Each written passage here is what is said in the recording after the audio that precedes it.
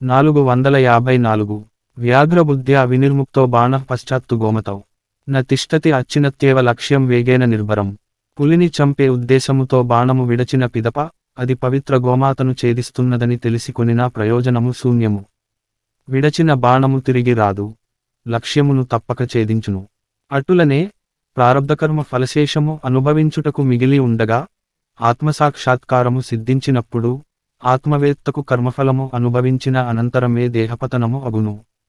Single quotation హాలంతా బగేన త్వితరే క్షపపైత్వా సంపద్యతే అను బ్రహ్మసూత్రములో ఈ విషయము స్పష్టము చేయబడినది. ఆత్మజ్ఞాని దేహపతనమును, అనారబ్ధకర్మ ఫలశేషము ఉన్నచో దాని అనుభవమైన పిదపనే పొందును.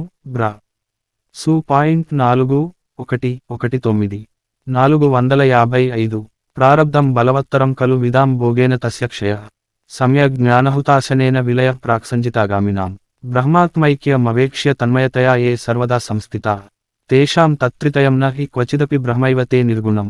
ప్రారబ్ధము బలవత్తరము కావున అది బ్రహ్మవేత్తలకు సహితము భోగముతోనే నశించును.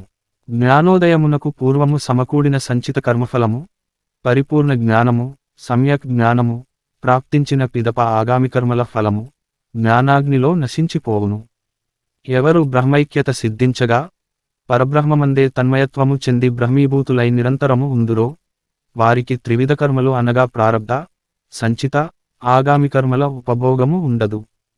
వారు త్రివిధ శరీరావస్థలను, జాగ్రత్స్వప్న సుషుప్త్యవస్థలను అధిగమించి నాల్గవదైన తురీయావస్థను చేరుకుని నిర్గుణ బ్రహ్మస్వరూపులై ఉందురు.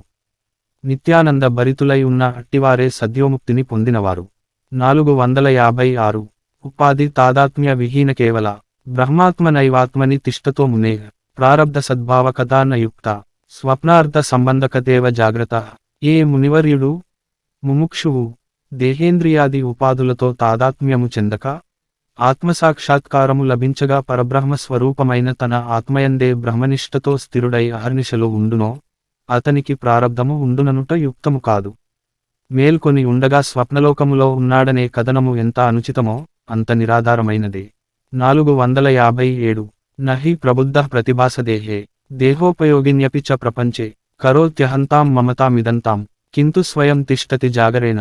458 న తస్య మిథ్యార్థసమర్థనేచ్ఛ న సంగ్రహస్తజ్ఞగతోపి దృష్టః తత్రానువృత్తిర్యదిచే స్మృశార్తే న నిద్రయా ముక్త ఇతీష్యతే ధ్రువం.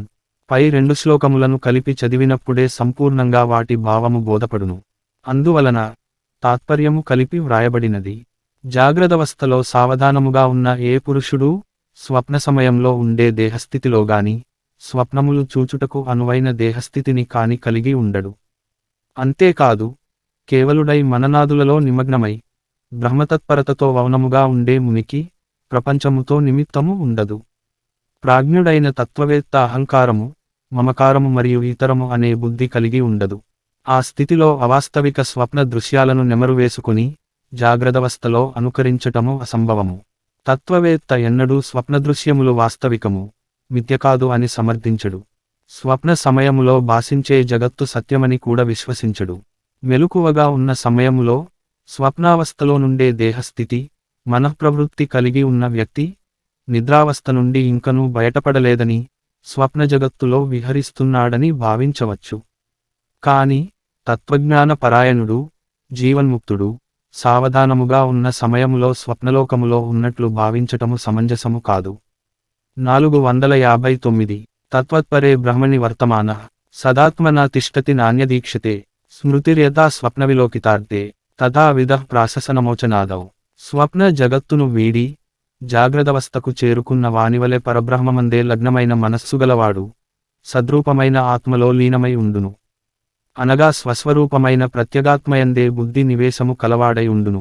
అందవలన బ్రహ్మపదార్థమును తప్ప మరి దేనిని అతడు గమనించడు. నలుదిశలా అద్వితీయమైన సత్యస్వరూపమే బ్రహ్మమే వానికి గోచరించును. జీవన్ముక్తుడైనను ఉదరపోషణార్థము అన్నపానీయములను స్వీకరించే మనస్తత్వము కలిగి ఉండుననే సందేహ నివృత్తి కూడా చేయబడినది. ఆత్మవేత్త స్వప్నదృశ్యములు మిథ్య అనే ఎట్లు నిశ్చిత బుద్ధి కలిగి ఉండునో అట్లే ప్రకాశిస్తున్న ప్రపంచమంతా అసత్, మిథ్య అనే నిశ్చిత బుద్ధితో ఉండును. లౌకిక కార్యకలాపములపైకి అతని దృష్టి ఎన్నడూ మరలదు. అట్లే భోజన విసర్జనాదులందునూ అత్యంత ఉదాసీనత చూపును.